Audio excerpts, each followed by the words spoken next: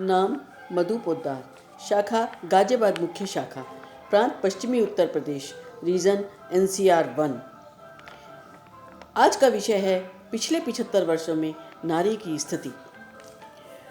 यत्र नार्यस्तु पूज्यन्ते रमन्ते तत्र देवता, यानी जहाँ नारी की पूजा होती है, जहाँ नारी को सम्मान मिलता है, वहीं देवता निवास करते हैं।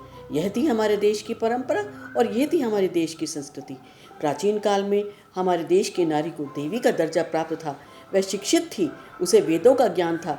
जैसे गार्गी वह युद्ध क्षेत्र में जाती थी, उसे अस्त्र शस्त्रों का ज्ञान था। जैसे केकई वह उसका विवाह उसकी इच्छा से स्वयंवर द्वारा ही होता था। उसको पुरुषों से अधिक सम्मान मिलता था। उसका नाम पुरुष से पहले लिया जाता था, जैसे सीताराम, राधा कृष्ण। पर मुगल काल में अशिक्षा, बाल विवाह, सती प्रथा और विधवाओं का शोषण जैसी अनेक कुरीतियाँ हमारे समाज में आ गईं।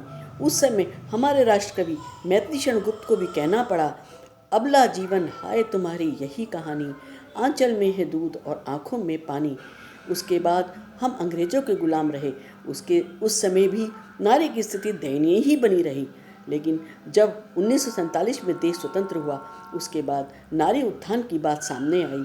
लड़कियों के लिए बहुत सारे स्कूल खोले गए, जिसमें लड़कियां पढ़ाई करने लगीं।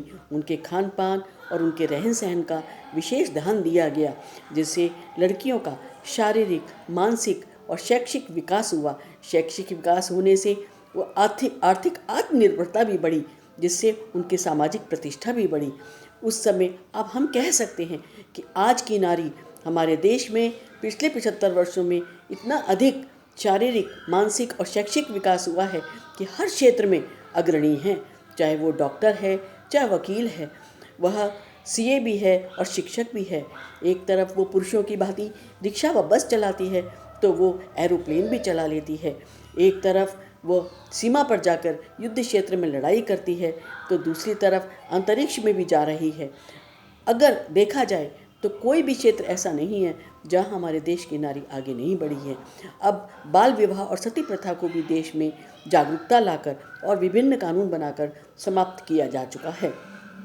पर कहते हैं धूप में परछाई भी होती है और साथ में हर अच्छाई के साथ बुराई भी चलती है। जैसे जैसे समाज में शिक्षा बढ़ी और आर्थिक आत्मनिर्भरता बढ़ी, उससे नारी में अहंकार भी आया और उस अहंकार से पारिवारिक विवाद और पारिवारिक संबंध बिगड़े, जिससे कि तलाक के केसेस बढ़ने लगे और सामाजिक पतन भी शुरू हो गया। इसके साथ ही नारी ने कैरियर को परिवार से ज़्यादा महत्व देने शुरू कर दिया।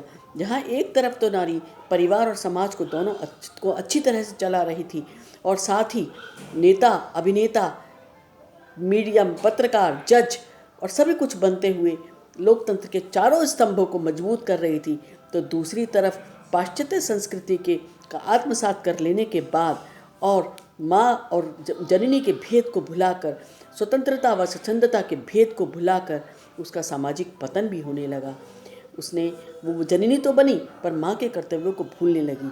एक तरफ हमारे देश की नारी प्रधानमंत्री बनी, तो दूसरी तरफ फूलन डाकू भी बनी। एक तरफ हमारे देश की नारी सीमा पर शत्रुओं का वध करती है, तो दूसरी तरफ स्वार्थवश अपने बच्चों की हत्यारिन भी बनी। एक तरफ हमारे देश की नारी का आध्यात्मिक विकास हुआ, तो दूसरी तरफ समलैंगिकता और गैर पुरुषों से संबंध और वैश्यावृत्ति जैसी कुरीतियाँ भी हमारे समाज में नारी के प्रति आईं। तो इस तरह हम कह सकते हैं कि पिछले 75 वर्षों में एक तरफ नारी का शारीरिक, मानसिक, सामाजिक, पारिवारिक हर तरह का आध्यात्मिक उत्थान हुआ, तो दूसरी तरफ अहंकार की वजह से उसका चारित्रिक और नैतिक पतन भी हुआ, जिसे संभालने की ज़रूरत है ताकि नारी फिर से देवी का दर्जा प्राप्त कर सके। धन्यवाद। जय हिंद, जय भारत विकास परिषद।